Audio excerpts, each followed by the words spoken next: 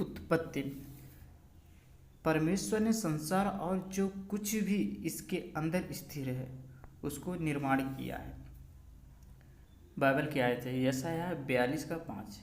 परमेश्वर जो आकाश का सृजने और तानने वाला है, जो उपज सहित पृथ्वी का फैलाने वाला और उस पर के लोगों को सांस और उस पर के चलने वालों को आत्मा देने वाला यहोवा है।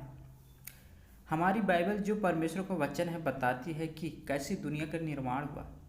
सुनिए, जैसा कि हम उत्पत्ति में इसके बारे में पढ़ते हैं। उत्पत्ति 1:1-2। आग में परमेश्वर ने आकाश और पृथ्वी की सृष्टि की। पृथ्वी बेडौल और सुनसान पड़ी थी और गहरे जल के ऊपर अंधियारा था तथा परमेश्वर का आत्मा जल के ऊपर मंडराता था। शुरुआत में अंधियारों और पानी ने पृथ्वी को ढांप रखा था। उत्पत्ति 1:3-5। जब परमेश्वर ने कहा उजियाला हो तो उजियाला हो गया, और परमेश्वर ने उजियाले को देखा कि अच्छा है, और परमेश्वर ने उजियाले को अंधियारे से अलग किया, और परमेश्वर ने उजियाले को दिन और अंधियारे को रात कहा तथा सांझ हुई फिर भोर हुआ। इस प्रकार पहला दिन हो गया। परमेश्वर ने कहा उजियाला हो जाए। परमेश्वर के वचन के अनुसार सब कुछ बना। जो भी परमेश्वर करते हुए अच्छा करते हैं। परमेश्वर ने उजियाले को अंधियारे से अलग किया। उत्पत्ति 1:6-8। फिर परमेश्वर ने कहा जल के बीच एक ऐसा अंतर हो कि जल 2 भाग हो जाए।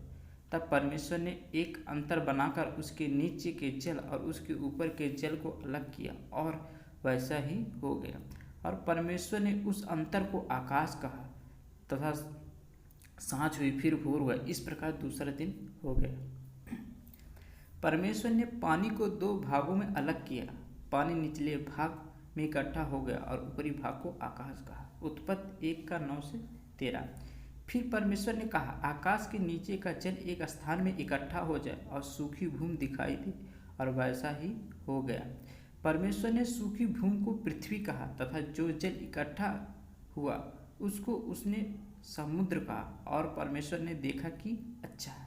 फिर परमेश्वर ने कहा पृथ्वी से हरी घास तथा बीज वाले छोटे छोटे पेड़ और फलदायी वृक्ष भी, जिनके बीज उन्हीं में एक एक ही जात के अनुसार है, पृथ्वी पर उगे, और वैसा ही हो गया। इस प्रकार पृथ्वी से हरी घास और छोटे छोटे पेड़ जिनमें अपनी अपनी जात के अनुसार बीज होता है, और फलदायी वृक्ष जिनके बीज एक एक जात के अनुसार उन्हीं में होते हैं, उगे। और परमेश्वर ने देखा कि अच्छा था। सांझ हुई फिर भोर हुआ। इस प्रकार तीसरा दिन हो गया।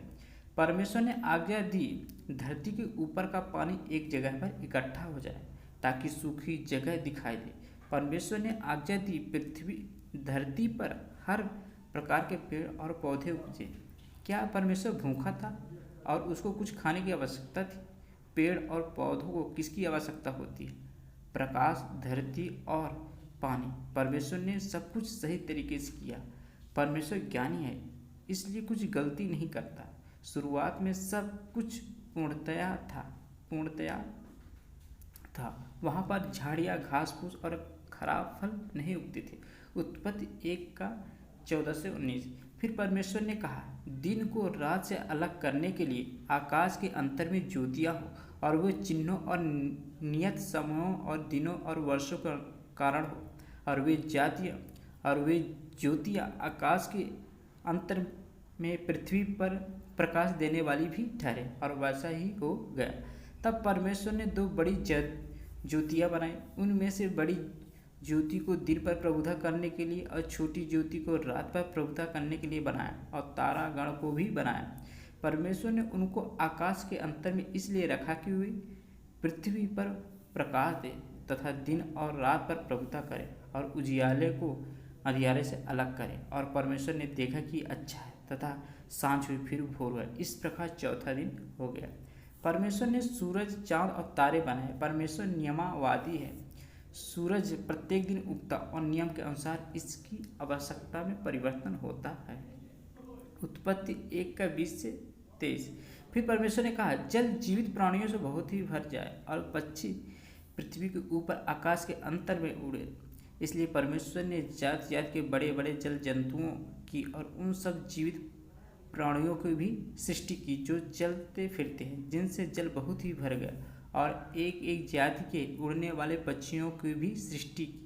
और परमेश्वर ने देखा कि अच्छा है। और परमेश्वर ने यह कहा कि उनको आशीष दी, फूलो फलो और समुद्र के जल में भर जा, और पक्षी पृथ्वी पर बढ़े। तथा सांझ हुई, फिर भोर हुआ। इस प्रकार 5वां दिन हो गया। परमेश्वर ने मछलियों और पक्षियों का निर्माण किया। परमेश्वर ने उन्हें वृद्धि करने की आज्ञा दी। उत्पत्ति 1:24-25। फिर परमेश्वर ने कहा, पृथ्वी से एक एक जात के जीवित प्राणी अर्थात घरेलू पशु और रेंगने वाले जंतु और पृथ्वी के वन पशु जात जात के अनुसार उत्पन्न हो, और वैसा ही हो गया। इस प्रकार परमेश्वर ने पृथ्वी के जात जात के वन पशुओं को और जात जात के घरेलू पशुओं को और जात जात के भूमि पर सब रेंगने वाले जंतुओं को बना। और परमेश्वर ने देखा कि अच्छा है। परमेश्वर ने जानवरों को विभिन्नताओं में बनाया। उत्पत्ति 1:27-31। तब परमेश्वर ने मनुष्यों को अपने स्वरूप के अनुसार उत्पन्न किया। अपने ही स्वरूप के अनुसार परमेश्वर ने उसको उत्पन्न किया, नर और नारी करके उसने मनुष्यों की सृष्टि की।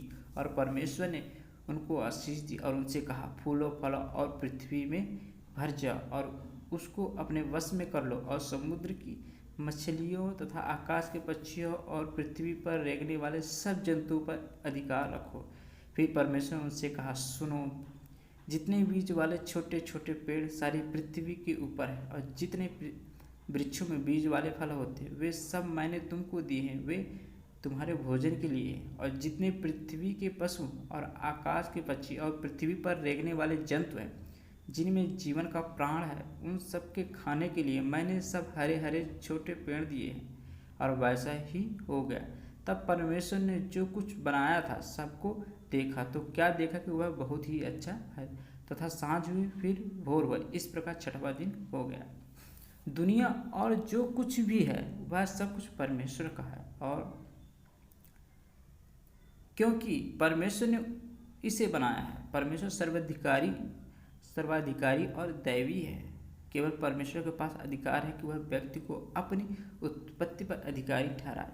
जो कुछ भी परमेश्वर ने बनाया वह सब कुछ अच्छा और पूर्णतः था। हालेलुया।